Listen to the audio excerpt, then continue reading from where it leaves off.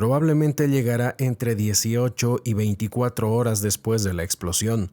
Cuando llegue al planeta con esa intensidad, si para entonces no nos hemos visto arrastrados de vuelta a la edad de piedra, con todas las redes eléctricas caídas, porque estamos hablando de la mayor explosión solar imaginable. Pero esto mismo es lo que hace que el planeta gire 90 grados, y la razón principal es porque desbloquea la corteza terrestre. Cuando tienes algo que gira, cualquier parte más pesada quiere girar en el punto de mayor fuerza centrífuga. En realidad se trata de un principio físico bastante básico, pero en un objeto giratorio ese punto es el ecuador. Entonces, ¿dónde está el desequilibrio en la distribución del peso de nuestro planeta? Es el hielo de las regiones polares, que ahora mismo quieren estar en el ecuador exactamente a 90 grados de donde estaba. Pero ¿por qué la micronova desbloquea la corteza terrestre? Antes mencionábamos que no se trata de una línea de visión, sino de inducción cuando se trata del riesgo de tormentas solares, y por eso no basta con poner algo bajo tierra. Durante las pequeñas tormentas solares habituales de la actualidad, podemos detectar que la corriente eléctrica inducida llega hasta el manto, pero la zona entre la corteza y el manto es donde la corteza está bloqueada. Se llama zona de baja velocidad y es una capa muy delgada. No es como si tuviéramos sólidos sobre un lago de lava debajo. Donde se encuentran hay una capa parcialmente derretida, algo así como melaza que se mueve lentamente o se enfría. ¿Es un líquido o es más bien sólido?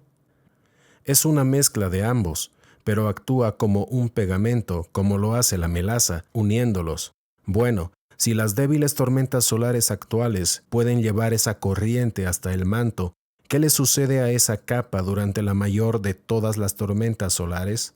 La cantidad de energía que surge a través de la zona de baja velocidad toma esa capa de pegamento parcialmente derretida y la derrite por completo. Eso desbloquea la corteza y de repente los casquetes polares quedan libres para tirar del planeta de una manera.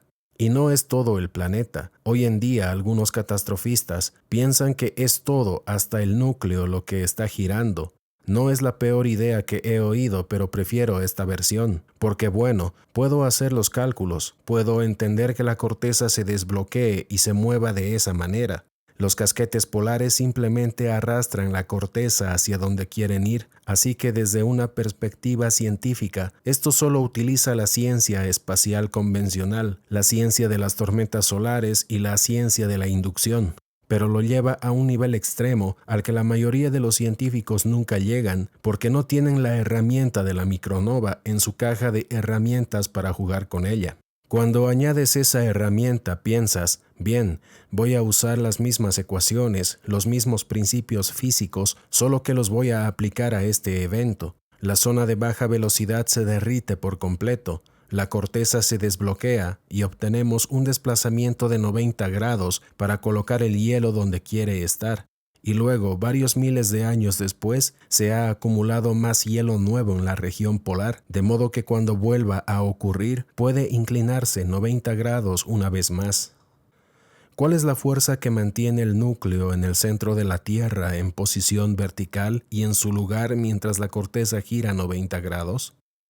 No sé necesariamente si hay una fuerza que lo mantiene en su lugar. Es que la fuerza que tira de la corteza no tiene forma de impactar en el núcleo. Entonces, simplemente está suelto. Se afloja tanto desde el centro que simplemente se desliza.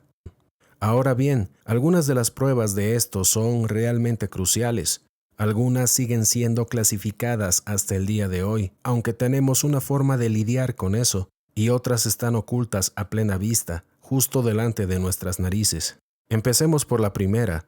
Después de la Segunda Guerra Mundial, ¿qué preocupaba a los Estados Unidos? Que Rusia se impusiera, ¿verdad? No les preocupaba que volara sobre el Pacífico, no les preocupaba que volaran sobre Europa y vinieran, les preocupaba que Rusia cruzara el Polo Norte y atacara América por esa vía, ¿verdad? Así que pusieron en marcha el proyecto Nanook. Enviaron al mayor Maynard Ewing al Ártico canadiense. Establecieron bases, aprendieron a operar allí, ya sabes, a 50 o 60 grados bajo cero, con los jeeps, los aviones. Hay que seguir un procedimiento un poco diferente, pero también se dieron cuenta rápidamente de que, oye, un momento, cuando vuelas a latitudes normales, el polo norte no se mueve mucho desde tu perspectiva, por lo que la navegación con brújula no es difícil. Cuando vuelas alrededor del polo norte magnético, el norte está por aquí, luego por allá, luego por acá, y tienes que pensar en una nueva forma de navegar. Pero para hacerlo, primero había que comprender completamente el polo magnético. Esto fue a finales de la década de 1940.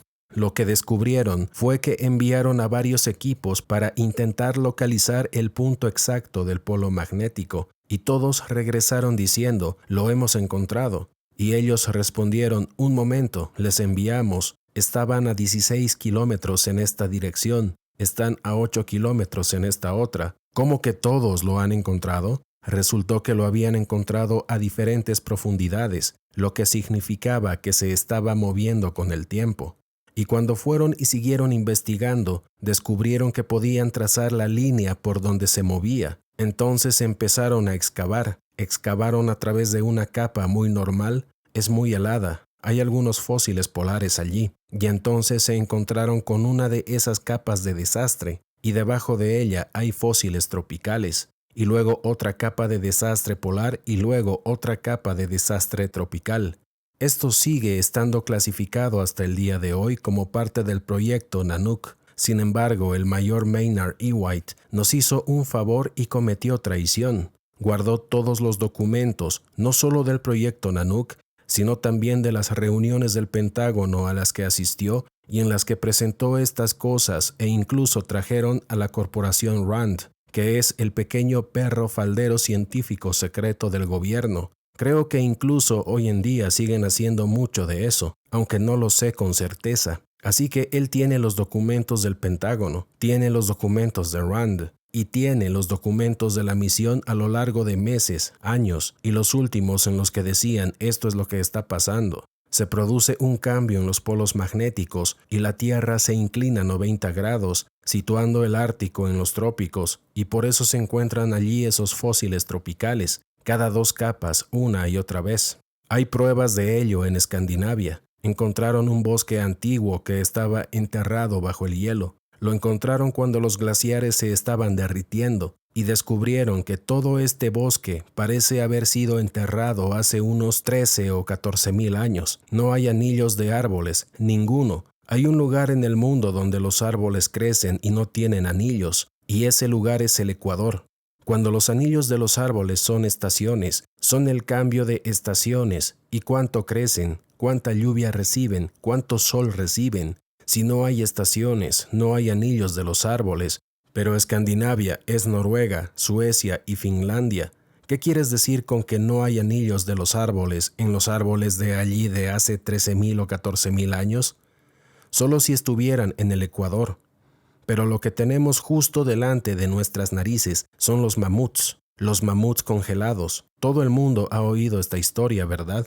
Desenterraron estos mamuts perfectamente congelados de entre 6 y 9 metros de hielo y nieve. ¿Y qué encontraron? Se habían congelado tan rápidamente que la comida no se había digerido en la boca e incluso en el estómago. Se congelaron tan rápido que la digestión química se detuvo. Y todo el mundo se hace la pregunta equivocada. Y la pregunta equivocada es, ¿cómo se congelaron los mamuts tan rápido?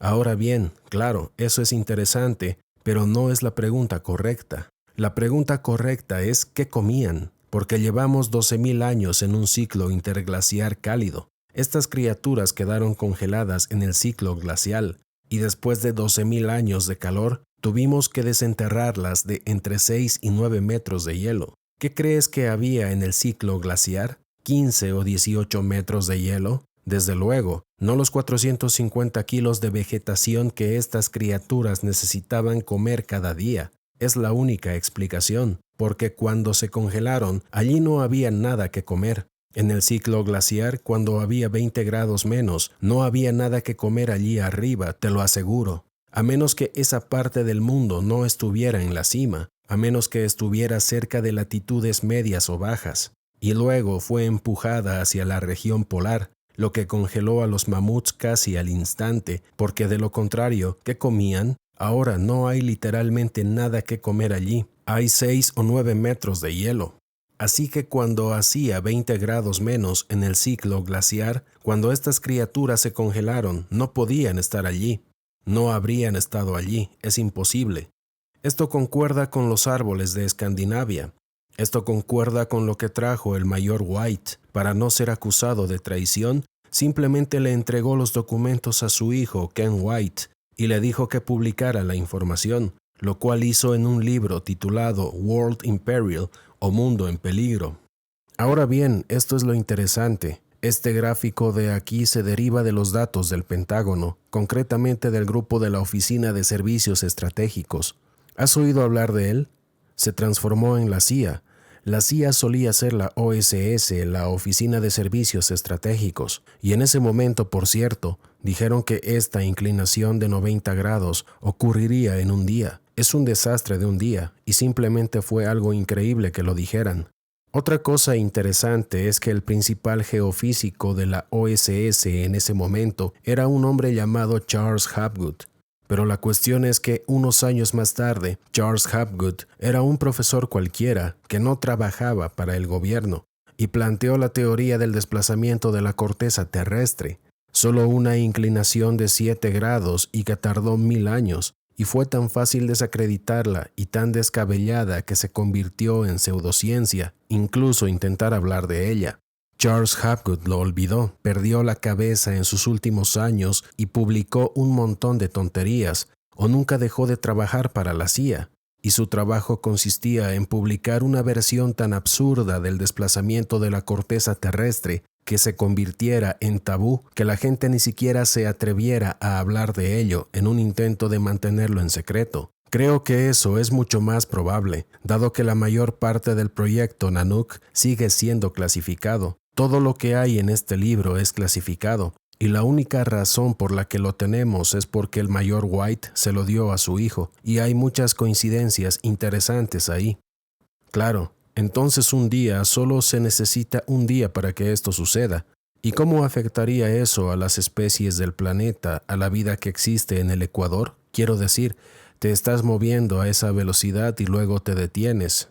Bueno, no se detiene. Es una inclinación que se añade. En este momento la Tierra solo se mueve alrededor de su eje norte-sur mientras gira, pero entonces empezará a hacer una de estas cosas, y cuando empiece a hacer una de estas cosas, la rotación también empezará a cambiar, porque a medida que el núcleo y el manto se agarran, es como si estuvieran agarrando la corteza, desplazándose por encima de ella. La rotación se realinea a medida que la Tierra se inclina 90 grados de esta manera. Así que la rotación no se detiene y vuelve en sentido contrario. Son imposibilidades inerciales. Es muy divertido pensar en ellas, pero son imposibles. Pero añadir un segundo vector de inclinación es perfectamente razonable. Tenemos los cálculos matemáticos, podemos describirlo matemáticamente.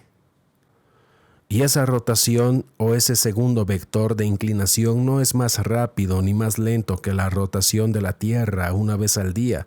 Así que si estás en la superficie de la Tierra, probablemente ni siquiera lo notarás, salvo que veas todas las estrellas en lugares diferentes. Hice los cálculos suponiendo una aceleración relativamente constante hasta la velocidad máxima y una desaceleración hasta volver a la inclinación. Es una fuerza de aceleración bastante constante de aproximadamente 27 kilómetros por hora por minuto. Ahora bien, cada vez que te detienes en una señal de alto, experimentas una aceleración o desaceleración de unos 27 kilómetros por hora por segundo. Así que esto es algo que tal vez puedas percibir, pero será muy leve. Estamos hablando del mismo cambio, pero en lugar de ocurrir en un segundo, es lo que ocurre en un minuto. Solo que eso ocurre minuto tras minuto durante 24 horas. Y así varias horas después la velocidad de inclinación alcanza cientos de millas por hora y no se nota. Igual que cuando vas a 800 kilómetros por hora en un avión en el cielo. Puedes levantarte y caminar sin problema, siempre que no haya turbulencias, pero no sientes la velocidad debido a la aceleración y a cómo has llegado hasta allí. Eso es todo lo que hace falta, 27 kilómetros por hora por minuto de aceleración constante y luego desaceleración de nuevo y lo consigues en un día. Entonces, ¿puedes predecir dónde se alinearán los continentes? Por supuesto que sí. De acuerdo. ¿Y por qué no es totalmente aleatorio? Si la Tierra solo gira y luego los polos se desplazan y ahora están en el ecuador y giran.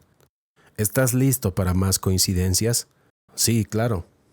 Bueno, ha habido catastrofistas desde la época de Newton e incluso antes. Y lo interesante es que varios de ellos predijeron las nuevas regiones polares. ¿Dónde estarían los nuevos polos geográficos después de que la Tierra se inclinara de nuevo? Eligieron la India y Sudamérica. ¿Te suenan estos lugares? Aquí es donde se encuentran los polos magnéticos y donde debería aparecer el otro cerca de la anomalía del Atlántico Sur. Es una locura.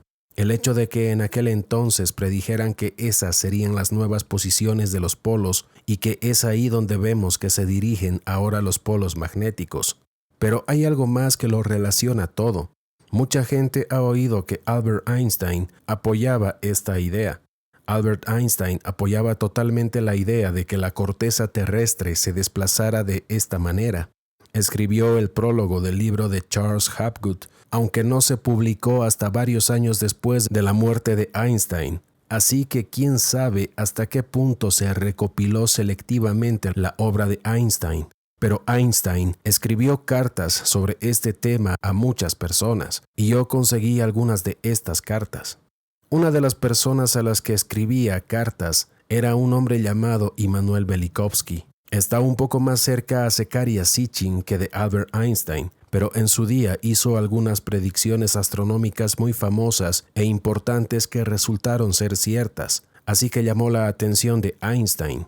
Así que él y Velikovsky intercambiaron varias cartas sobre las erupciones solares que cambiaban la velocidad de rotación de la Tierra o el hecho de que la Tierra da la vuelta, y que es la única forma de explicar algunas de estas grandes catástrofes.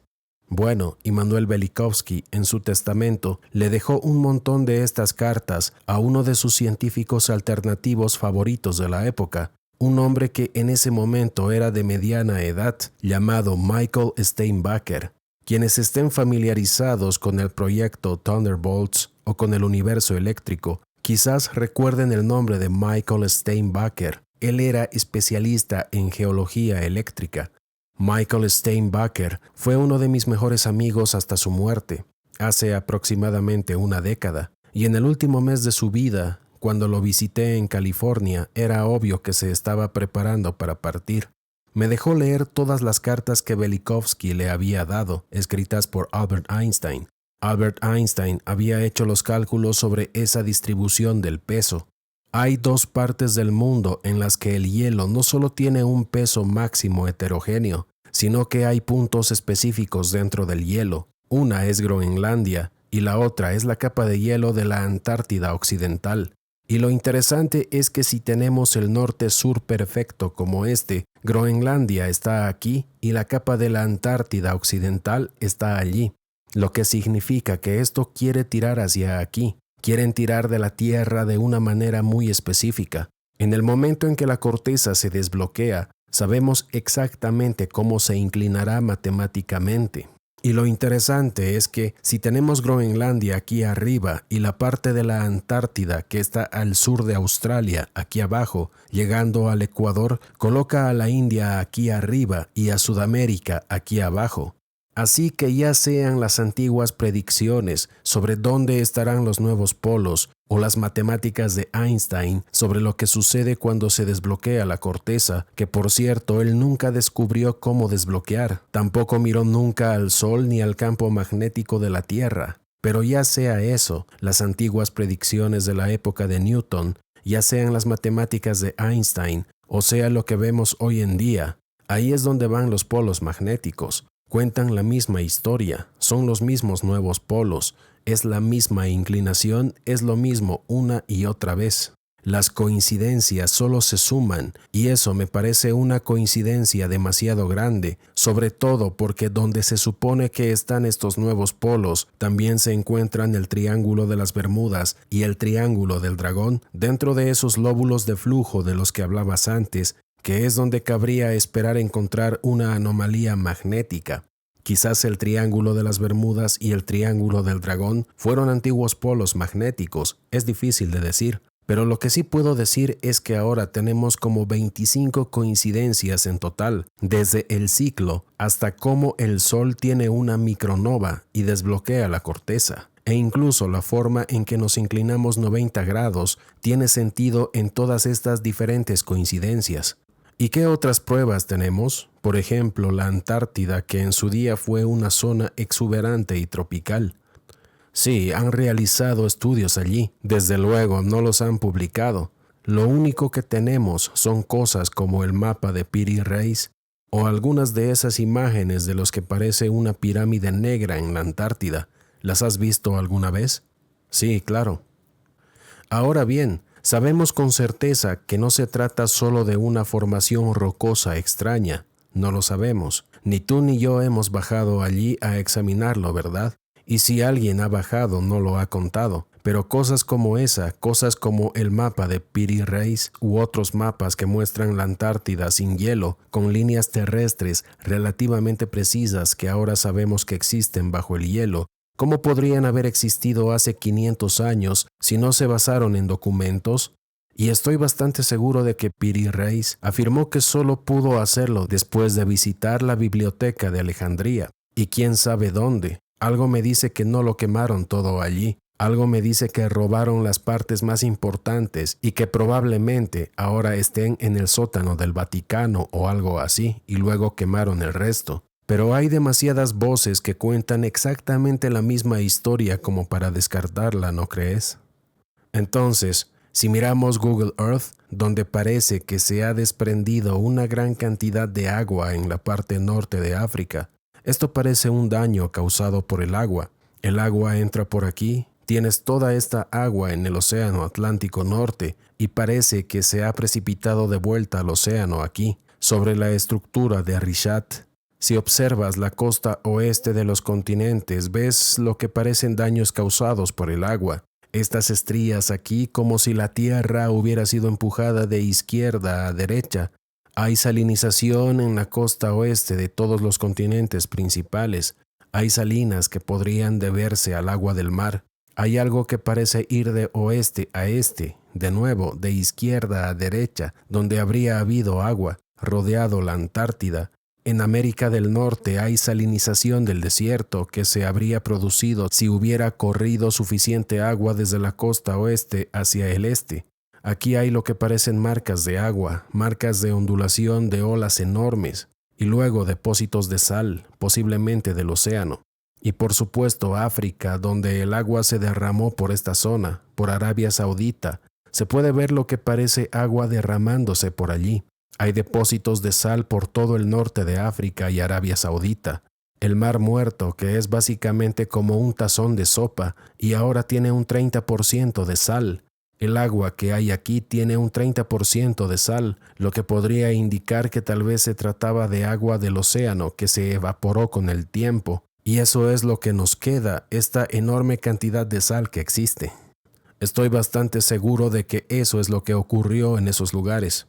Sí, entonces, podría ser que este evento, cuando la Tierra está, ya sabes, girando completamente sobre su eje, si se detiene, siga existiendo esa fuerza del agua del océano que de alguna manera continúa.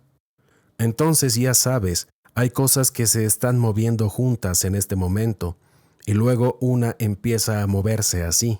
Esta no se mueve. El océano no está unido a la corteza terrestre, así que su inercia, mientras nos inclinamos, básicamente le permite desplazarse sobre los continentes, pero luego también se va acumulando poco a poco, y cuando nos detenemos, se precipita en dirección contraria. Luego describes esto de dos maneras. Está el tsunami inercial inicial que actúa como una marea muy alta que dura horas. De repente el agua está a tus pies. Un minuto después está a la altura de las rodillas. Otro minuto más tarde llega a la cintura. 10 minutos después está a 6 metros por encima de ti. Y esto continúa durante 6, 10, 12 horas. Entonces la Tierra deja de inclinarse y todo se vuelve rápidamente en la dirección contraria. A eso lo llamo el retorno. Claro, y eso es lo que vemos en la estructura de Rishat. Y entonces esa es la cuestión. No sé si sería el movimiento inicial o el retroceso lo que causaría algo específico en cualquier parte del mundo. Ambos son acontecimientos bastante titánicos. Y ya sabes, algunos de los depósitos de oleaje que vemos, como el cementerio de Alaska, lo que esos tipos están encontrando allí arriba es una locura, una auténtica locura. Nos queda armar las piezas del rompecabezas. Claro, sí, de acuerdo, es fascinante. Hice un episodio sobre eso con Graham. Fue como nuestro cuarto episodio o algo así en el que simplemente observábamos todos los continentes y veíamos cómo parecía que la costa oeste de cada continente había sido arrasada por unos 3,000 metros de agua. Y se puede subir y bajar por todas partes, quiero decir, parece que Australia estaba, ya sabes, bajo el agua. Hay todo tipo de daños causados por la sal en Australia, y los que parecen marcas de agua similares a las del norte de África y Oriente Medio. Así que quería preguntarte específicamente sobre eso. Por supuesto. Y los grandes tsunamis son una de las mayores preocupaciones del ciclo. Quiero decir, añadamos eso a la doble dosis de climatología, la doble dosis de radiología, los problemas migratorios. Quiero decir, no hace falta la micronova solar y que la Tierra dé la vuelta para que esto sea lo más importante de lo que nadie habla. El ciclo es robusto, es el momento, ya está aquí. Estamos viendo todas las señales. Y aunque esto suene muy duro, este ciclo de catástrofe va a eliminar a gran parte de las especies de nuestro planeta y a muchos de nosotros. Sin embargo, habrá sobrevivientes, siempre hubo. De lo contrario, nadie estuviera vivo ahora mismo. La gran mayoría de las locas coincidencias se deben a que las pruebas sugieren que el Sol produce una micronova y desbloquea la corteza terrestre, lo que nos inclina 90 grados. Esto es lo que han estado tratando de ocultar. Utilizaron intencionadamente a Hapgood para encubrirlo. Nadie deja de trabajar para la CIA. Nunca te jubilas del todo. Nuestros antepasados no tenían motivos para describir tan meticulosamente la geometría, la arquitectura y otras disciplinas como las matemáticas y la filosofía, y luego inventarse las partes más importantes de sus historias cuando la Tierra y el Sol atacan. Literalmente hemos construido nuestro mundo sobre su arquitectura, su filosofía, sus matemáticas y su geometría. ¿Por qué ignoramos sus historias más importantes, tal y como ellos afirman que son? Muchos piensan y se expresan de forma arrogante diciendo, bueno, solo son cuentos, se lo están inventando, etcétera, etcétera. Esto no es lo que hicieron, nuestros antepasados no eran así. Y cuando la única forma de dar sentido a algunas de esas historias es empezar a fijarse en estos ciclos de desastres, estos largos periodos de calma en los que el viento, el agua y la geología dan forma y moldean lentamente la Tierra, interrumpidos por estas catástrofes absolutas. Gran parte de la historia de la Tierra y gran parte de la historia de la humanidad siguen sin explicarse.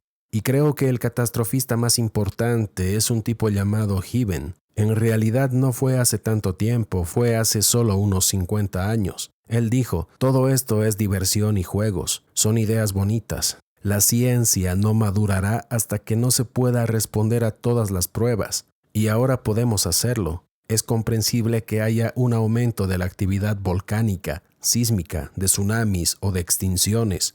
La otra cuestión es, y aquí es donde diría yo, entre los catastrofistas modernos hay personas que se dan cuenta de que estos desastres ocurren. El contraargumento a lo que sugiero proviene de personas como Randall Carlson y Graham Hancock, que dicen que fue un cometa o un asteroide gigante del Younger Dryas. El problema es que en estos ciclos de 12,000 años, en los que son realmente malos, hay toneladas de impactadores en cada uno de ellos. Bueno, no puede ser que un cometa nos golpee y luego reaparezca en el espacio para volver a golpearnos. Y si hubiera un campo de cometas o asteroides por el que pasáramos de vez en cuando, lo veríamos. Quiero decir, podemos detectar objetos diminutos fuera del sistema solar. Veríamos algo así, por no mencionar el hecho de que eso no explicaría los isótopos de nivel nova, no explicaría los cambios magnéticos. Hay que ser capaz de explicarlo todo en conjunto. Pero si tienes una micronova lanzando fragmentos en todas direcciones, ahí están tus impactadores. Así es como ocurre también en un ciclo.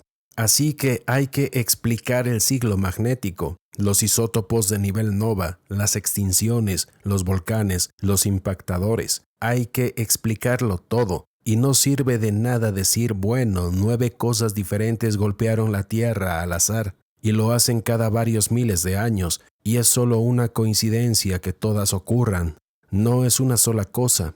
En este ciclo de desastres lo desencadena la galaxia. Implica un cambio magnético gradual y luego un evento magnético cenital que desencadena la micronova solar y hace que la Tierra se incline, lo que explica literalmente todas las pruebas que hay que explicar, incluso la forma en que los humanos se han estado comportando últimamente, volviéndose un poco más tontos, un poco más inestables emocionalmente. Y entonces te das cuenta de que esto es lo que se describe al final de las historias religiosas. Me refiero a lo que estoy describiendo como el sol volviéndose negro. Todo el mundo ha oído hablar de eso, pero poca gente conoce Apocalipsis 16:8. Y el cuarto ángel derramó su copa sobre el sol, y se le dio poder para quemar a los hombres con fuego. Ahora bien, no creo que una pequeña hada de alas blancas vuele hasta el sol y derrame nada sobre nada, pero les aseguro que el sol podrá quemar a los hombres con fuego. Y así la religión, la mitología, la arqueología, la geología, el paleomagnetismo, el geomagnetismo moderno, la química atmosférica, la paleoclimatología, la dinámica atmosférica moderna, la heliofísica,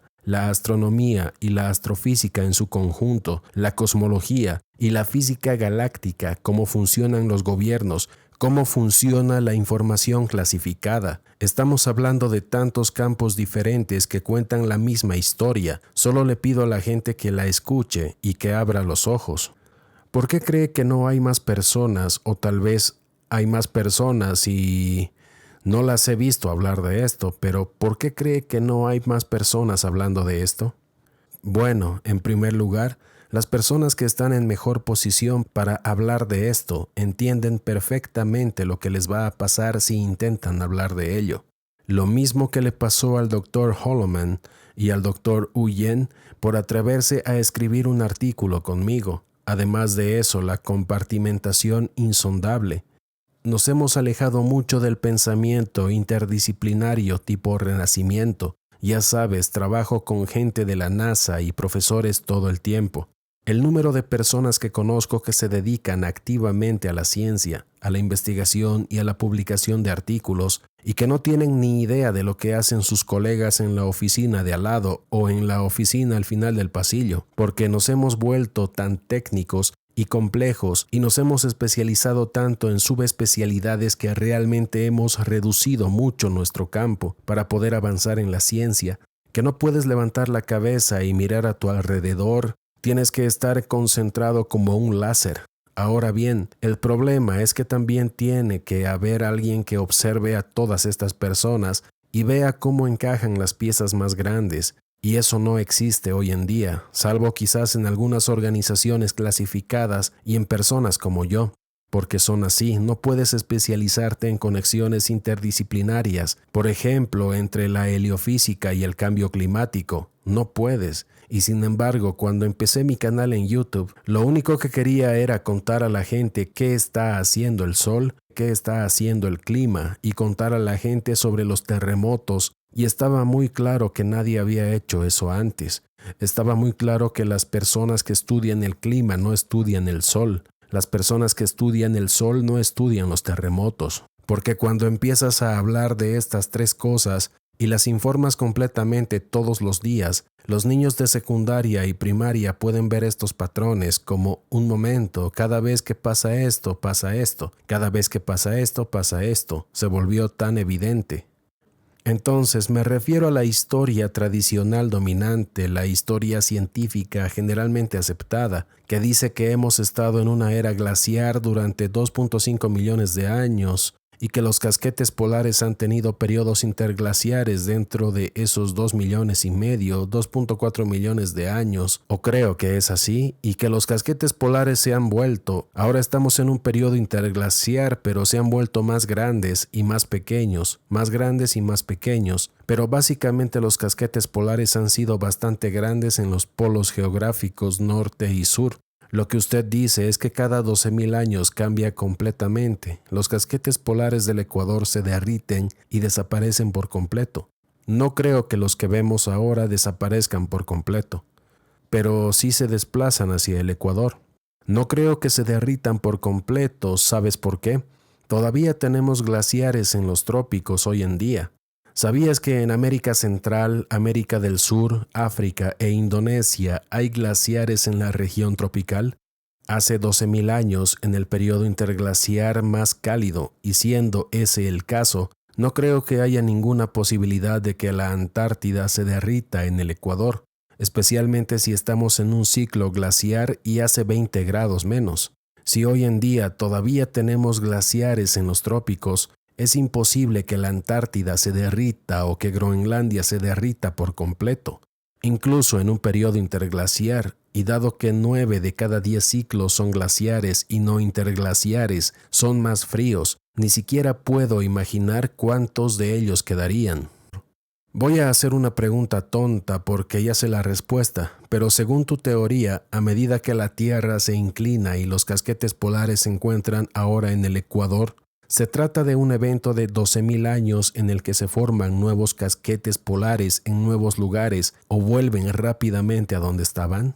Imagino que dentro de 12.000 años, tras el evento que se producirá en la próxima década o dos, la Antártida y el Ártico volverán a estar donde están ahora y no creo que hayan perdido mucho hielo, pero habrá nuevas zonas que habrán ganado hielo. Quizás al final de esos 12.000 años la gente encuentre esos glaciares en la misma región tropical y se pregunte por qué hay glaciares en el Ecuador. ¿Quién sabe? Pero sí, todavía hay glaciares en los trópicos hoy en día. De acuerdo, entonces es un cambio relativamente rápido y por eso es difícil observar estos fenómenos, ¿no? ¿A qué te refieres con un cambio relativamente rápido? Bueno, eso es lo que estoy tratando de entender. Entonces se desplazan hacia los polos y permanecen allí durante 12.000 años. Permanecen allí durante 12.000 años. De acuerdo, lo entiendo. La última vez que estuvieron en el Ecuador también era un ciclo glaciar, por lo que hacía 20 grados menos. Y luego he hecho un vistazo a los glaciares que se encuentran en los trópicos aún hoy en día y digo, bueno, si han sobrevivido a 12.000 años de un periodo cálido interglaciar, ¿realmente se van a derretir Groenlandia y la Antártida en el Ecuador en medio de un ciclo? Probablemente no, especialmente porque cuando hay una diferencia tan rápida entre la temperatura del agua y la del hielo, cuanto mayor es la diferencia entre la temperatura del hielo y la del agua, mayor es el efecto de la niebla. No sé si estás familiarizado con esto, pero básicamente todo el Ecuador habría estado envuelto en niebla, lo que habría amplificado el albedo y habría protegido el hielo para que no se derritiera. Por no mencionar que cuando se congelara, básicamente habría más nieve encima de todo lo demás, y por lo tanto el hecho de que estuvieran en el Ecuador sigue siendo hielo, pero ahora está rodeado de agua caliente. Va a haber algo de derretimiento alrededor de la periferia, pero eso también va a tener un tremendo efecto de niebla que enfría más la zona, refleja la luz solar y hace que sea más difícil derretir ese hielo. Encaja mejor de lo que debería. Sí, tiene sentido, claro. Esa es toda la teoría, básicamente 13, 15 disciplinas científicas diferentes y luego se le añade la religión y la mitología. Quiero decir, si quieres llamar a esas disciplinas científicas, me parece bien. De hecho, todas cuentan exactamente la misma historia a través de 25 coincidencias asombrosas que no se pueden ignorar. Eso es básicamente todo. Y lo he dicho antes, pero lo reiteraré. Incluso si piensas que estoy completamente loco y que la micronova no es real, que el giro de la Tierra no existe, Sigue siendo un ciclo, sigue siendo algo que nos espera. Está sucediendo de nuevo en este momento y hay oleadas de extinción por esas 5 razones iniciales que mencioné.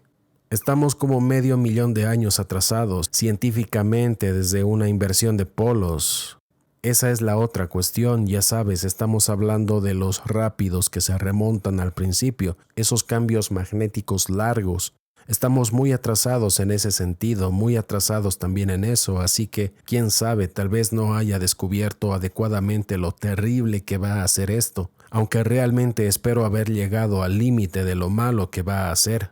Tengo 3 hijos a los que estoy tratando de llevar a la siguiente etapa de la Tierra.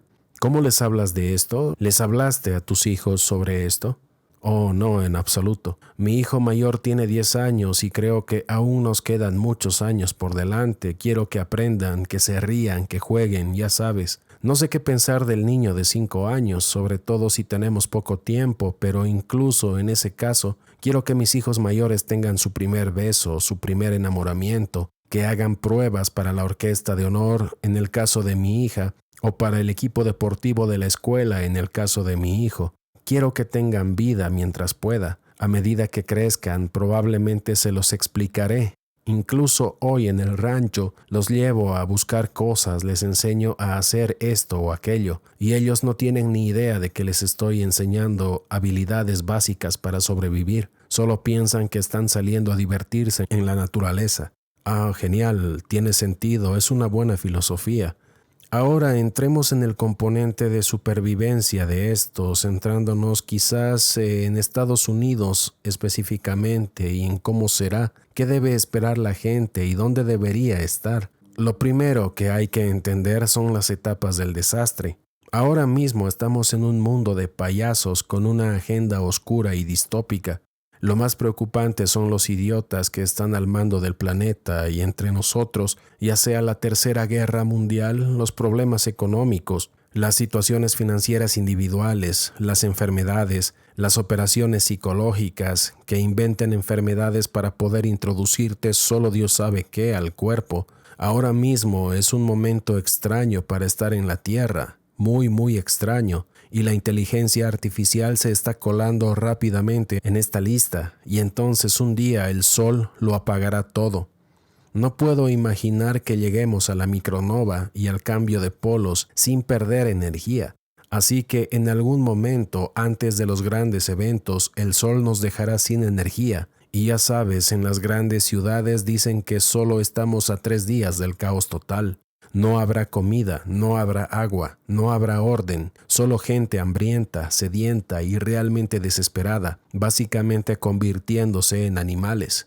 Sí, anarquía total. Sí, probablemente habrá mucha anarquía y violencia y otras cosas por el estilo, y por supuesto con eso vendrán robos y otras cosas mucho peores que realmente no quisiera mencionar. No va a ser nada divertido. Quizás lo más importante que la gente puede hacer es no estar en una gran ciudad cuando llegue ese momento.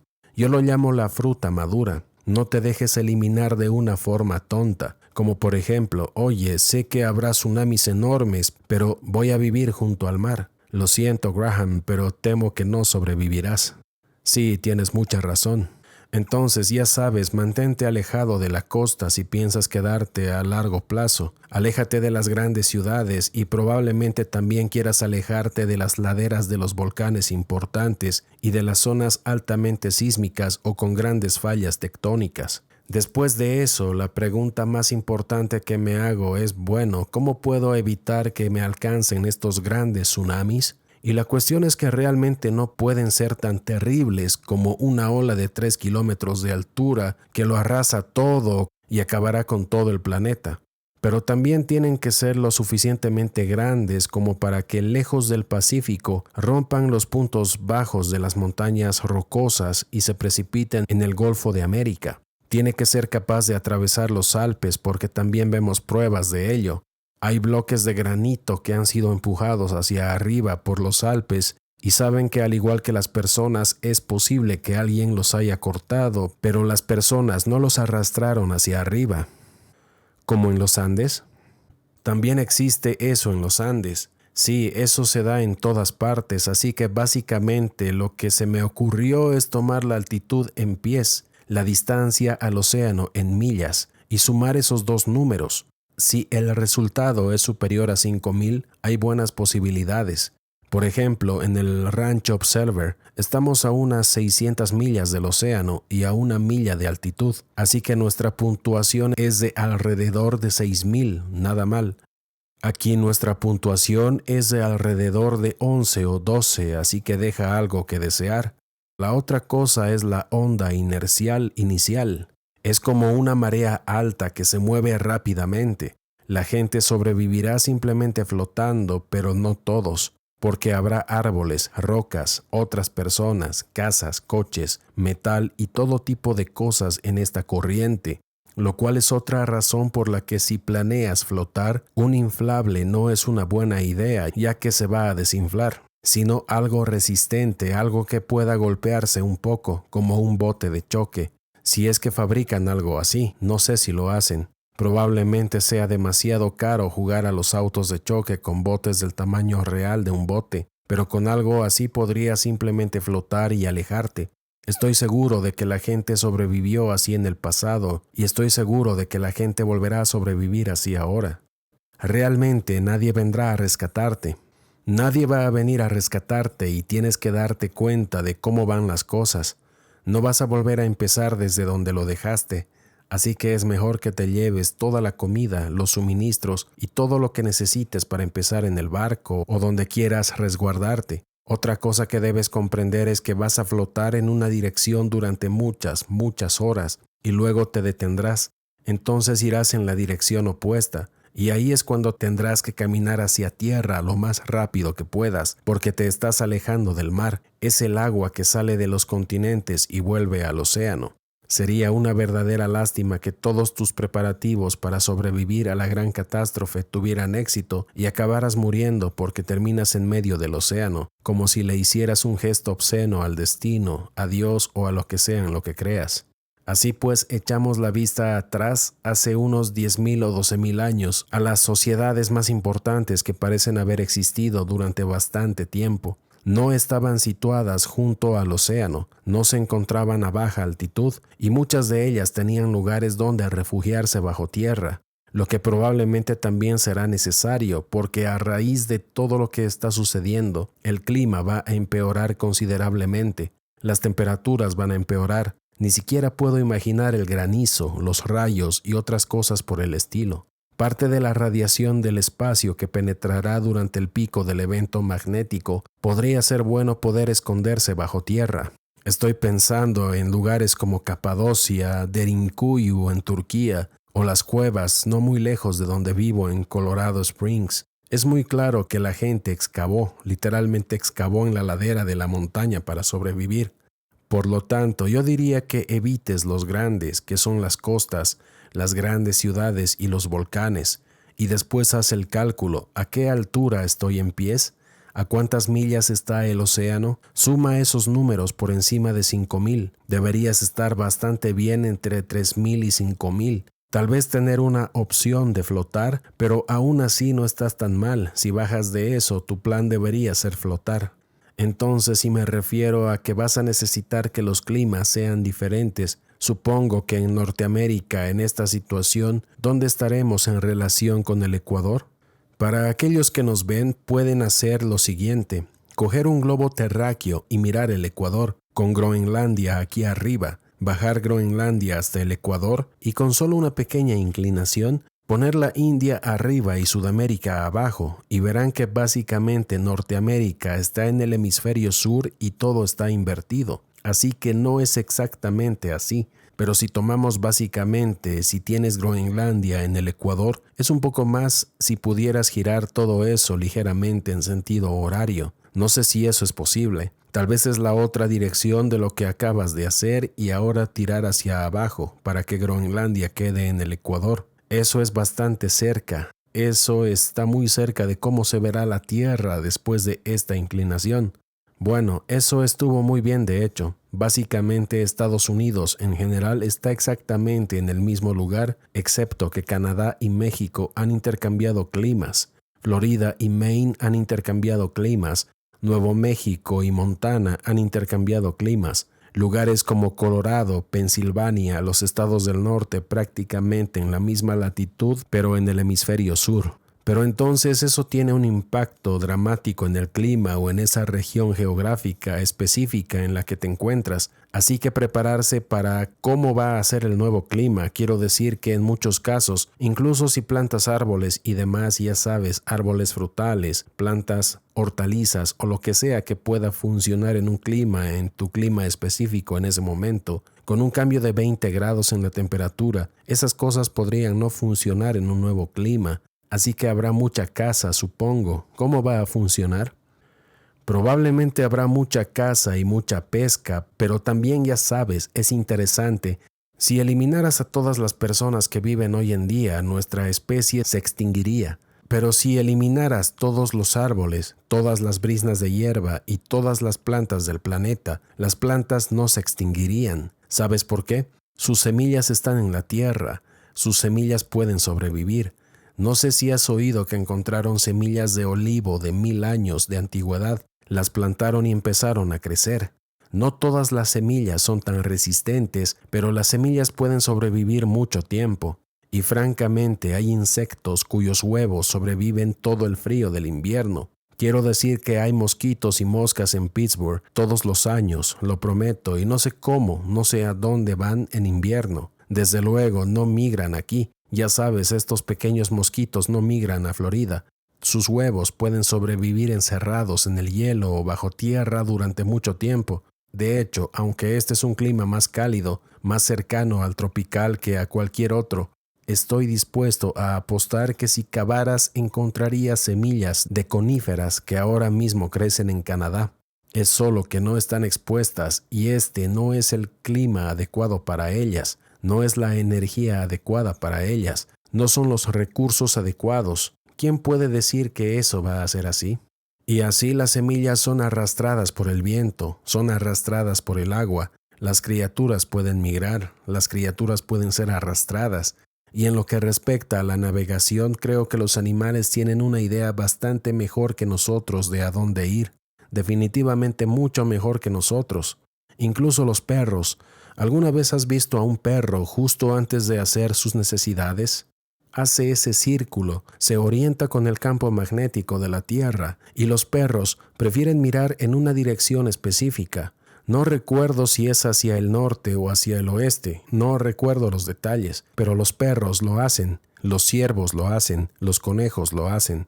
Habrá cosas que sobrevivan y en el momento en que sobrevivan sentirán el campo magnético de la Tierra y dirán, oh, tengo que ir al sur o tengo que ir al norte. Habrá semillas que perciban dónde están en el planeta y perciban cuál es su entorno y digan, no, no es mi momento. Y luego habrá otras que digan, oh, esto es genial, ahora creceré. Y no estoy seguro de que apreciemos lo inteligentes, robustas y resistentes que son las plantas y los animales de este planeta, aparte de nosotros mismos.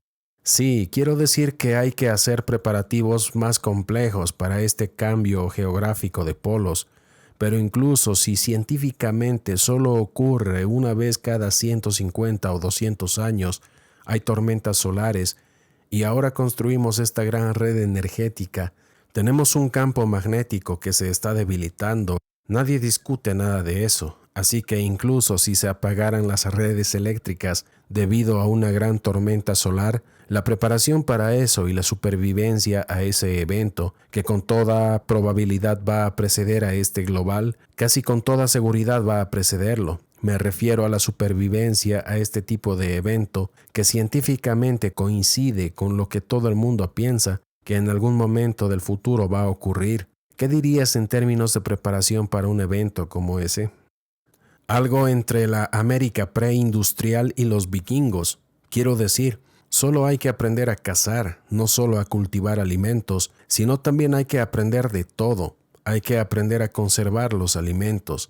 Hay que aprender dónde encontrar sal. Hay que aprender a fabricar flechas o herramientas para la cosecha. Hay que aprender a construir estructuras. Tienes que aprender a hacer ropa, a hacer zapatos. Literalmente tienes que saber hacer de todo, porque solo puedes almacenar una cantidad limitada de cosas antes de que se te acaben. Y entonces, o bien ya no las tienes, o bien las haces o empiezas a hacerlas tú mismo. Y por eso cuando ocurre este evento, tal vez puedas adquirir muchas cosas ahora en preparación a lo que viene durante un tiempo, pero si no sabes cómo hacer zapatos, o tú o tus hijos o tus nietos algún día se quedarán sin zapatos y entonces ese problema se les transmitirá a ellos. Así que yo diría que tenemos la madurez, tenemos la información. Depende de nosotros superar tantos retos como sea posible, prepararnos lo mejor posible y evitar, en la medida de lo humanamente posible, transmitir esa carga a nuestros hijos y nietos.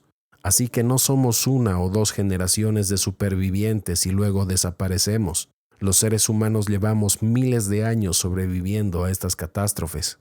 Sí, será interesante ver cómo empieza a actuar la gente durante ese periodo. Ya sabes cómo serás tú, en qué se diferencia la oleada inicial de supervivencia de probablemente lo que ocurrirá dentro de 6 meses. Quiero decir, habrá gente que intentará entrar en las casas ajenas, habrá gente que aproveche, robe y haga todo tipo de barbaridades cuando esto suceda. Será la capacidad de sobrevivir a esa primera ola en la que todo el mundo se volverá completamente loco. Quiero decir, ahí es cuando dices que hay una corrección del 90% de la población en un periodo de tiempo muy corto. Ese es el caos que está empezando a producirse, así que tienes que estar preparado. Tienes que hacerlo, probablemente querrás quedarte en tu casa y defender a tu familia con suficiente comida y con suerte una forma de obtener o al menos purificar el agua subterránea. Lo que obviamente será de vital importancia. Es realmente un tema complejo. Y algo que también es cierto es que habrá mucha gente que decida no hacer absolutamente nada y se quedará en su zona de confort. Esto hasta que un evento importante suceda y realmente comiencen a entrar en pánico y ya sea demasiado tarde. Estoy de acuerdo. También diría que tus habilidades de sobrevivir aumentan considerablemente si puedes crear una red o pequeña sociedad. Porque, ¿qué pasa cuando se te da la gripe? ¿Qué pasa si te torces el tobillo? ¿Qué pasa si contraes una infección grave? ¿O si tienes que remendar la ropa, cultivar alimentos, cocinar y hacer todo eso? ¿Cuándo tienes tiempo para cortar leña? ¿O si estás cortando leña lo suficiente para todo el invierno? ¿Cuánta comida estás trayendo? ¿Estás construyendo casas nuevas o refugios nuevos? Necesitas un número mínimo de personas con la competencia y las habilidades suficientes para producir un excedente. Y no me refiero solo a ellos, sino a tener cosas de sobra para todos los demás, para que nadie más tenga que hacer ese trabajo. Puedes hacer otro trabajo lo suficientemente bien para ellos mismos y tener un excedente para la primera persona. Así que no se trata solo de todo este conjunto de habilidades, sino una red. Probablemente seas un superviviente de 1 o 2 generaciones. Y entonces una vez que empiezas a pensar así, te das cuenta de que necesitas de un grupo de personas que comprendan lo que se avecina y estén de acuerdo con la idea de la separación de funciones. Y básicamente necesitamos, por un lado, hacer un montón de cosas diferentes, pero también ser extremadamente buenos en una cosa para poder contribuir con ello a todos. Y no solo para poder dárselo a todos, sino para que esa persona no tenga que hacerlo. Pueden hacer lo que mejor saben hacer porque yo también quiero algo de eso. Sabes, así es como se logra una supervivencia sostenida y se reaviva la próxima era de la Tierra, que en realidad avanza. No se puede hacer eso solo e incluso si se pudiera no sería muy útil. Bueno, muy bien. ¿Algo más que quieras comentar? Yo diría que eso es todo. Sí, de acuerdo, genial. Entonces, ha sido un episodio increíble. Realmente le da a la gente una gran visión general de todo lo que haces y eso es fantástico. No puedo agradecerte lo suficiente por tomarte el tiempo de venir y hablar de esto otra vez. Es fascinante, es una teoría increíble y ya sabes, espero que te equivoques. Me despierto cada día esperando equivocarme y sigo recibiendo golpes una y otra vez. Muchas gracias, Ben, por tu tiempo. Fue un placer estar aquí, muchas gracias.